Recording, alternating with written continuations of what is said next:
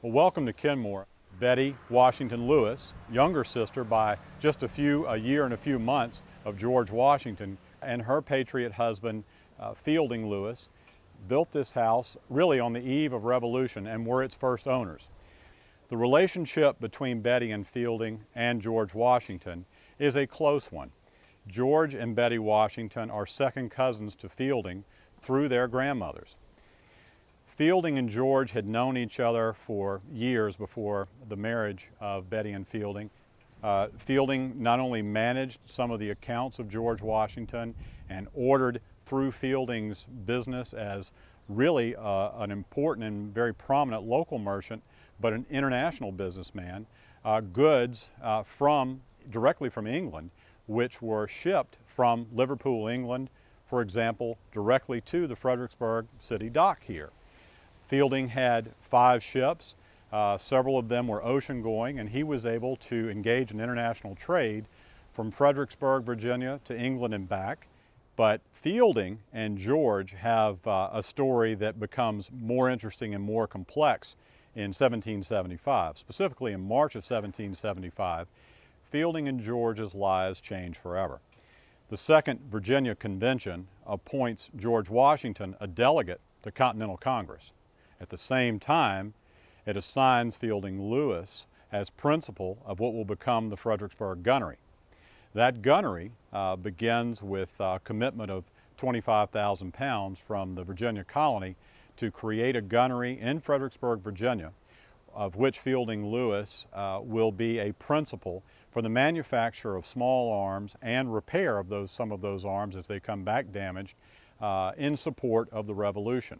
We're very fortunate to have one of the guns manufactured in that Fredericksburg gunnery here in Fredericksburg. Fielding then begins back in Fredericksburg to manage the gunnery. They learned shortly thereafter, he and his partners here with the gunnery, that initial commitment from the Virginia colony simply won't be enough to continue the operation of the gunnery.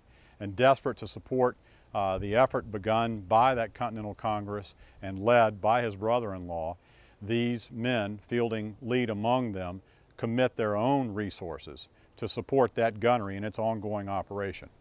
Fielding, in addition to putting his own resources in that gunnery, puts resources and time and manpower into using his ships to patrol the Rappahannock to protect this part of the Rappahannock on down towards the Chesapeake.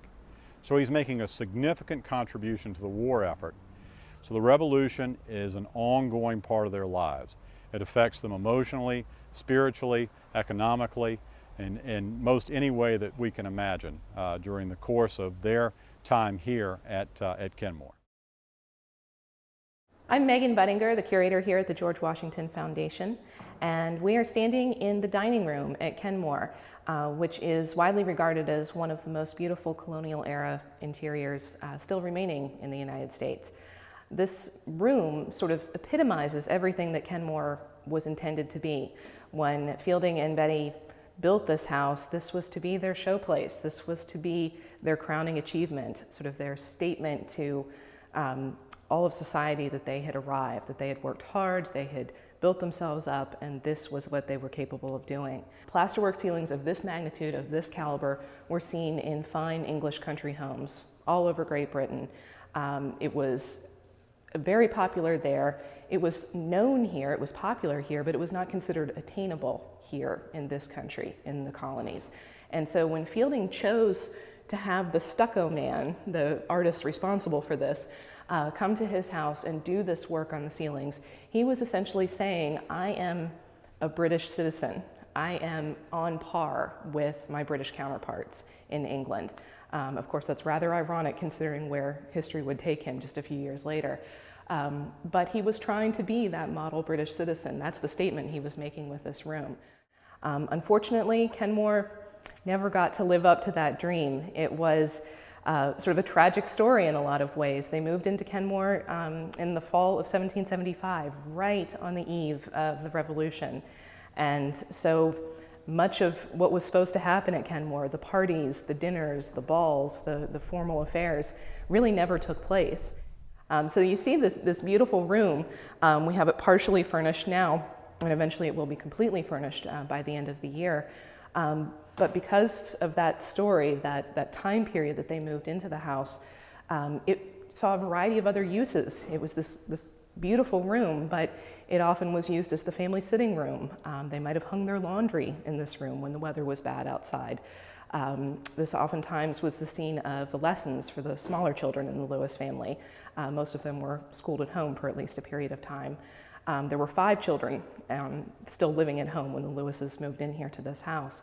And so it was a noisy, raucous place, little kids running around, animals in and out of the house, servants and slaves coming and going. So this room was sort of at the hub of all of that. So maybe it never saw the balls and the dinners and the parties, but it still was an active room. It was still used. There was a lot of life that went on here.